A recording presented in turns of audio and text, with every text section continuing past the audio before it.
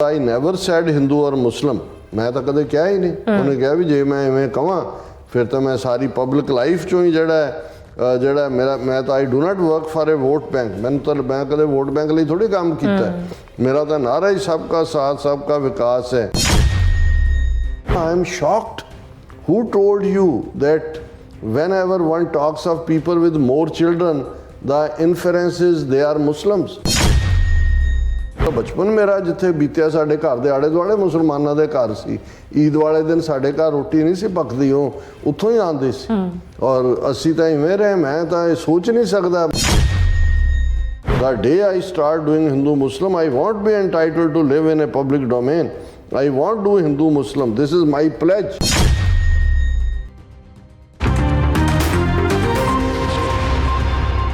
Viewers welcome back to programme. So viewers गलबात करन जा रहे हैं कि मोदी ने झूठ दियां सारियां हद्दां पार कर लियां ने।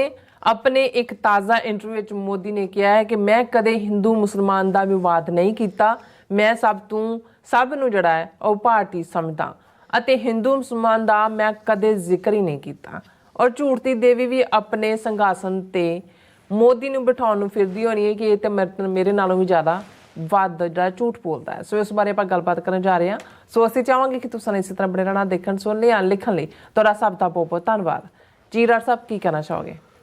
ਦੇਖੋ, ਮੋਦੀ ਨੇ ਪਹਿਲੇ ਦੌਰ ਦੀਆਂ ਜਦੋਂ ਵੋਟਾਂ ਪੈ ਹਟੀਆਂ ਉਸ ਤੋਂ ਬਾਅਦ ਰਾਜਸਥਾਨ ਔਰ ਦੂਸਰੇ ਖਿੱਤੇ 'ਚ ਜਿੱਥੇ ਕਿ ਦੂਸਰੇ ਦੌਰ ਦੀਆਂ ਪੈਣੀਆਂ ਸੀ, ਖੁੱਲ੍ਹ ਕੇ ਆਪਣਾ ਜੋ ਉਸ ਦਾ ਮੁਸਲਮਾਨ ਵਿਰੋਧੀ ਉਸ ਦੀ ਕਨਵਿਕਸ਼ਨ ਹੈ, ਇਹ ਇਕੱਲੀ ਮੋਦੀ ਦੀ ਕਨਵਿਕਸ਼ਨ ਨਹੀਂ, ਇਹ RSS ਦੀ ਟ੍ਰੇਨਿੰਗ ਦਾ ਹਿੱਸਾ ਹੈ। ਜਿਸ ਦੇ ਲਈ ਉਹ ਤੁਸੀਂ ਅਮਿਤ ਸ਼ਾਹ ਦਾ ਦਿਲ ਚੀਰ ਕੇ ਦੇਖੋਗੇ, ਉਹ ਤੁਸੀਂ ਜਿਹੜੇ ਇਹਨਾਂ ਦੇ ਮੋਹਨ ਭਾਗਵਤ ਹੈ ਹੀ ਹੈ, ਜਿਹੜੇ ਵੀ ਸਿੱਧੇ ਤੌਰ 'ਤੇ ਇੱਕ ਉਹ ਨੇ ਜਿਹੜੇ ਸਿਆਸੀ ਕਾਰਨਾਂ ਕਰਕੇ BJP ਦੇ ਵਿੱਚ ਆਏ, ਜਿਨ੍ਹਾਂ 'ਚ ਅੱਜ ਕੱਲ੍ਹ ਕੈਪਟਨ ਅਮਰਿੰਦਰ ਜਾਂ ਜਾਖੜ ਜਾਂ ਇਹ ਦੂਸਰੀ ਨਸਲ ਦੇ ਲੋਕ ਨਹੀਂ।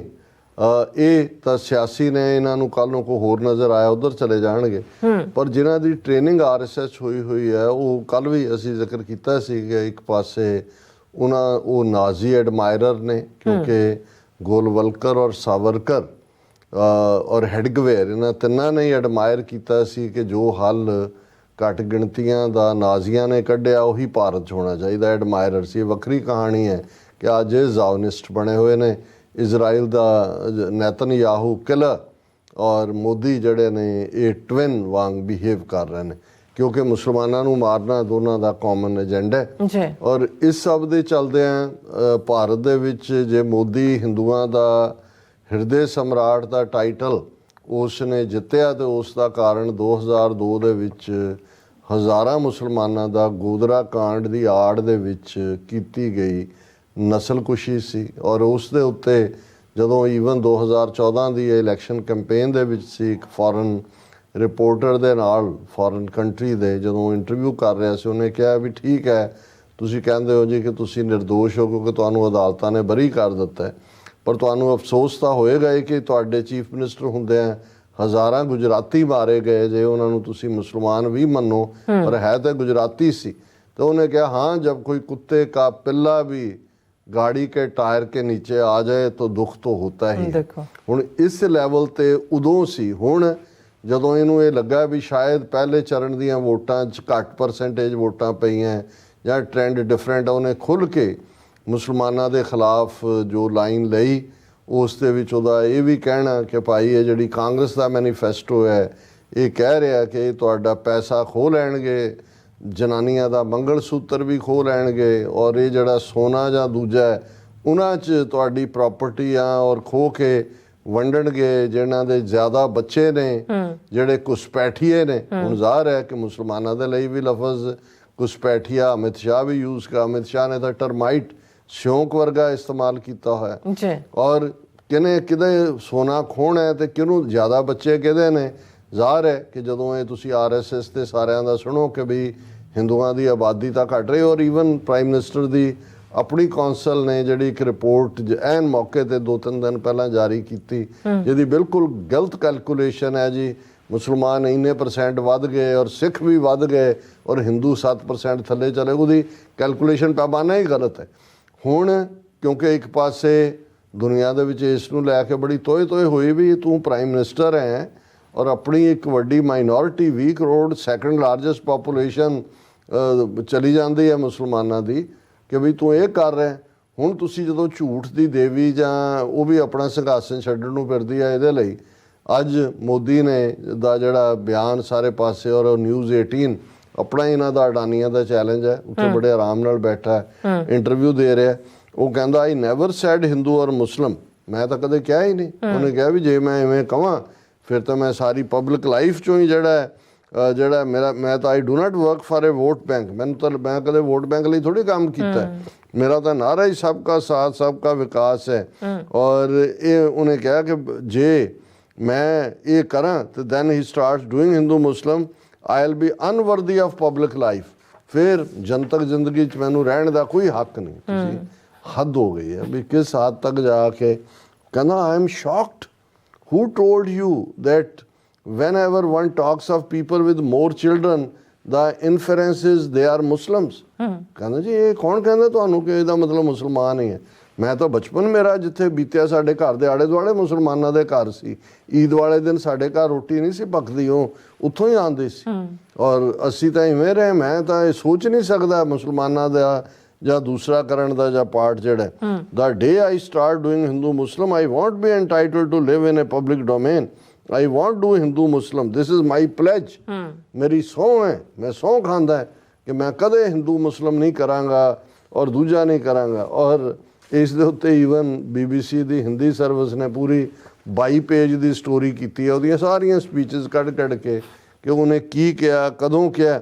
ਕੱਲਾ ਇਹੀ ਨਹੀਂ ਵੀ ਉਹ ਹਿੰਦੂ ਮੁਸਲਿਮ ਉਸ ਕੰਟੈਕਟ 'ਚ ਕਰਦਾ ਹੈ। ਈਵਨ ਅੱਜ 2 ਦਿਨ ਪਹਿਲਾਂ ਉਹਦੀ statement, India bloc scared of Pakistan can't ensure national security, holds election rallies in Bihar ਦੀਆਂ ਇਲੈਕਸ਼ਨ ਰੈਲੀ 'ਚ ਕਹਿ ਰਿਹਾ ਇਹ ਜਿਹੜਾ ਇੰਡੀਆ ਬਲੌਕ ਕਾਂਗਰਸ ਔਰ ਦੂਜਿਆਂ ਦਾ ਇਹ ਪਾਕਿਸਤਾਨ ਤੋਂ ਡਰਦਾ ਹੈ। ਇਹ ਤਾਂ ਇਹ ਜੇ ਜਿੱਤ ਗਏ ਤਾਂ ਪਾਕਿਸਤਾਨ 'ਚ ਖੁਸ਼ੀਆਂ ਮਨਾਈਆਂ ਜਾਣਗੀਆਂ। ਔਰ ਉਸ ਤੋਂ ਪਹਿਲਾਂ ਈਵਨ ਡਾਈਟ ਨੂੰ ਲੈ ਕੇ ਇਹਨੇ ਬਿਆਨ ਦਿੱਤਾ ਸੀ ਕਿ ਜੀ ਇੱਕ ਪਾਸੇ ਸਾਡੇ ਦੇਖੋ ਨਵਰਾਤਰੇ ਔਰ ਦੂਸਰੇ ਚੱਲ ਰਹੇ ਨੇ, ਪਰ ਦੂਸਰੇ ਕੌਣ ਨੇ ਜਿਹੜੇ ਮੱਛੀ ਖਾ ਰਹੇ ਨੇ, ਜਿਹੜੇ ਮਾंस ਖਾ, ਮਤਲਬ ਡਾਈਟ ਦੇ ਉੱਤੇ ਪਹਿਰਾਵੇ। ਰਾਜਸਥਾਨ 'ਚ ਇਸ ਤੋਂ ਪਹਿਲਾਂ ਇੱਕ 'ਚ ਉਹਨੇ ਕਿਹਾ ਕਿ ਜੀ ਤੁਹਾਨੂੰ ਨਜ਼ਰ ਆ ਰਿਹਾ ਵੀ ਜਿਹਨਾਂ ਲੋਕਾਂ ਦੇ ਕੱਪੜੇ ਪਹਿਰਾਵੇ ਤੋਂ ਪਤਾ ਲੱਗਦਾ ਹੈ ਦੇਸ਼ ਧਰੋਹੀ ਕੌਣ ਨੇ, ਮੁਸਲਮਾਨ ਦੇ ਉੱਤੇ ਤੁਸੀਂ ਗੱਲ ਕਰਦੇ ਹੋ। ਫਿਰ ਕੱਲਾ ਇਹੀ ਨਹੀਂ, ਇੱਕ ਪਾਸੇ ਇਹ ਚੱਲ ਰਿਹਾ, ਫਿਰ ਇਹ ਅੱਜ ਮੋਟੀ ਖਬਰ ਸਾਰੇ ਪਾਸੇ ਹੈ ਕਿਉਂਕਿ CA ਕਾਨੂੰਨ ਸਿਟੀਜ਼ਨਸ਼ਿਪ ਅਮੈਂਡਮੈਂਟ ਐਕਟ ਜਿਹਦੇ ਥੱਲੇ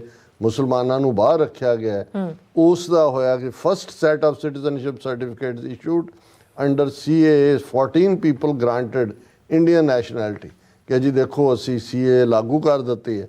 ਔਰ ਇਸ ਸਭ ਦੇ ਬਾਵਜੂਦ ਕਿ ਵੀ ਹੁਣ ਜੇ ਪਾਕਿਸਤਾਨ 'ਚ ਇਹਨਾਂ ਨੇ ਜੋ ਕੰਮ ਕੀਤਾ ਹੈ, ਜਿਸ ਨੂੰ ਬਾਲਾਕੋਟ ਸਟ੍ਰਾਈਕ ਦੇ ਨਾਂ ਥੱਲੇ ਵੇਚਿਆ, ਹੁਣ ਜਦੋਂ ਉਹਨੇ ਕਿਹਾ ਜੀ 370 ਅਬ ਕੀ ਬਾਰ 370 ਪਾਰ, ਧਾਰਾ 370 ਹਟਾਣਾ, ਇਸ ਨੂੰ ਬੜੀ ਵੱਡੀ ਪ੍ਰਾਪਤੀ ਦੇ ਤੌਰ ਤੇ ਕਿ ਜੀ ਦੇਖੋ ਅਸੀਂ ਇੰਨਾ ਵੱਡਾ ਕੰਮ ਕੀਤਾ। ਪਰ ਇਹਨਾਂ ਔਰ ਦੇਖੋ 4 ਸਾਲ 'ਚ ਇੰਨਾ ਕੁ ਵਿਕਾਸ ਹੈ ਕਿ ਕਸ਼ਮੀਰੀ ਤਾਂ ਮੋਦੀ ਜੀ ਦੇ ਪਿਆਰ ਦੇ دیਵਾਨੇ ਨੇ, ਪਰ ਹਕੀਕਤ ਇਹ ਹੈ ਕਿ ਤਿੰਨੋਂ ਹੀ ਜਿਹੜੀਆਂ ਪਾਰਲੀਮੈਂਟਰੀ ਸੀਟਾਂ ਨੇ ਕਸ਼ਮੀਰ ਵੈਲੀ 'ਚੋਂ, ਉਹਦੇ ਲਈ ਇਹਨਾਂ ਨੇ ਕੋਈ ਕੈਂਡੀਡੇਟ ਜਿਹੜਾ ਹੈ ਉਹ BJP ਨੇ ਖੜਾ ਨਹੀਂ ਕੀਤਾ। ਔਰ ਉੱਥੇ ਵੋਟਾਂ ਵੀ ਸਿਰਫ ਜਿਹੜੀਆਂ ਨੇ ਉਹ ਬਹੁਤ ਘੱਟ ਪਈਆਂ ਨੇ, 37%। ਲੇਕਿਨ ਤੁਸੀਂ ਝੂਠ ਨੂੰ ਕਿਵੇਂ ਨੈਰੇਟਿਵ ਆਪਣੇ ਹੱਕ 'ਚ ਬਦਲਣਾ ਹੈ, ਉਹ ਇੱਕ ਅਮਿਤ ਸ਼ਾਹ ਕਹਿ ਰਿਹਾ turn out in Srinagar shows it was right to revoke Article 370। ਦੇਖੋ ਕਸ਼ਮੀਰੀ ਵੋਟਾਂ ਪਾਉਣ ਆਏ ਨੇ ਔਰ ਕਿੰਨਾ ਜ਼ਬਰਦਸਤ ਹੈ। ਫਿਰ ਉਹਨੇ ਕਿਹਾ ਵੀ ਅਸੀਂ ਇਸ ਲਈ ਜਿਹੜਾ ਉੱਥੇ ਨਹੀਂ ਖੜੇ ਕੀਤੇ ਕਿਉਂਕਿ ਸਾਡੇ ਤੇ ਇਹ ਲੱਗ ਰਿਹਾ ਸੀ ਇਲਜ਼ਾਮ ਕਿ ਜੀ ਅਸੀਂ ਮਿਸਯੂਜ਼ ਕਰ ਰਹੇ ਹਾਂ ਪ੍ਰੋਪੇਗੈਂਡੇ ਲਈ, ਇਸ ਲਈ ਅਸੀਂ ਸੀਟਾਂ ਦੇ ਉੱਤੇ ਬੰਦੇ ਨਹੀਂ ਖੜੇ। ਉਹਨਾਂ ਨੂੰ ਪਤਾ ਸੀ ਕਿ ਵੀ ਬਕਸੇ ਖਾਲੀ ਨਿਕਲਣੇ ਨੇ ਔਰ ਇਸ ਸਾਰੇ ਦੇ ਚੱਲਦੇ ਆ। ਪਰ ਮੈਂ ਇਹ ਦੇਖਦਾ ਵੀ ਜਿੱਥੇ ਇੰਨਾ ਝੂਠ ਔਰ ਉਸ ਨੂੰ ਮੀਡੀਆ ਰਾਹੀਂ ਬਾਰ-ਬਾਰ ਹਾਈਲਾਈਟ ਕੀਤਾ ਜਾ ਰਿਹਾ ਹੋਏ, ਉੱਥੇ ਇੱਕ ਜਿਵੇਂ ਹੁੰਦਾ ਹੈ ਕਿ ਜੀ ਨਗਾਰਖਾਨੇ 'ਚ ਤੂਤੀ ਦੀ ਕੌਣ ਸੁਣਦਾ ਹੈ, ਤੂਤੀ ਦੀ ਨਿੱਕੀ ਜਿਹੀ ਨਗਾਰਖਾਨੇ 'ਚ ਕੋਈ ਨਗਾਰੇ ਵੱਜ ਰਹੇ ਨੇ, ਕੋਈ ਬੜੇ ਹੋਰ ਇੰਸਟਰੂਮੈਂਟਾਂ ਦੀ ਆਵਾਜ਼ ਹੈ, ਤੇ ਜਿੱਥੇ 4 ਚੁਫੇਰੇ ਝੂਠ ਕਿਸ ਕਦਰ ਐਕੋ ਕਰ ਰਿਹਾ ਹੋਏ, ਉੱਥੇ ਤੁਸੀਂ ਕੀ ਐਕਸਪੈਕਟ ਕਰਦੇ ਹੋ ਕਿ ਇੱਕ ਛੋਟੀ ਜਿਹੀ ਮਾਈਨੋਰਿਟੀ ਸਿੱਖ ਆਪਣੇ ਹੱਕਾਂ ਲਈ ਇਹਨਾਂ ਦੇ ਨਾਲ ਤੁਸੀਂ ਡੀਲ ਕਰੋ, ਜਾਂ ਇਹ ਤੁਹਾਡੇ ਨਾਲ ਸਮਝੌਤਾ ਵੀ ਕਰ ਲੈਣ, ਇਹ ਮੰਨ ਵੀ ਜਾਣ ਕੇ ਜੀ ਇਹ ਹੈ, ਫਿਰ ਵੀ ਇਹਨਾਂ ਦਾ ਕੋਈ ਇਤਬਾਰ ਨਹੀਂ। Already ones ਬਿਟਨ twice ਸ਼ਾਈ। ਘੱਟੋ ਘੱਟ ਸਿੱਖਾਂ ਨੂੰ ਇਹ ਸਮਝ ਲੈਣਾ ਚਾਹੀਦਾ ਹੈ ਕਿ ਤੁਸੀਂ ਅੱਜ ਇਹਨਾਂ ਦਾ ਕਿਰਦਾਰ ਦੇਖੋਗੇ ਤਾਂ ਸਮਝ ਆਏਗੀ ਕਿ ਕਿੱਡਾ ਵੱਡਾ ਗੁਨਾਹ 47 ਦੌਰ ਦੀ ਸਾਡੀ ਲੀਡਰਸ਼ਿਪ ਨੇ ਕੀਤਾ, ਕਿਉਂਕਿ ਇਹਨਾਂ ਦੇ ਉੱਤੋਂ ਥੱਲੇ ਤੱਕ ਕਪਟੀ, ਝੂਠੇ ਔਰ ਅਕਿਰਤਕਾਂਡ, ਇਹ ਇਹਨਾਂ ਦਾ ਇਹ ਬਿਲਟ ਇਨ ਜਿਹੜੇ ਨੇ, ਇਹਨਾਂ ਦੇ ਇਹ ਜੈਨੇਟਿਕ ਫੈਕਟਰ ਹੈ, ਇਹਨਾਂ ਦੇ ਜੀਨ ਦੇ ਵਿੱਚ ਹੀ ਇਹ ਕੁਛ ਹੈ। ਜੀ ਡਾਕਟਰ ਸਾਹਿਬ ਤੁਹਾਡਾ ਬਹੁਤ ਬਹੁਤ ਸ਼ੁਕਰੀਆ। ਸੋ ਅਥਲੇ ਬ੍ਰੇਕ ਵਿਊਅਰਸ, ਤੁਸੀਂ ਕਿਤੇ ਨਹੀਂ ਜਾਣਾ, ਮਿਲਦੇ ਹਾਂ ਛੋਟੇ ਜਿਹੇ ਬ੍ਰੇਕ ਤੋਂ ਬਾਅਦ।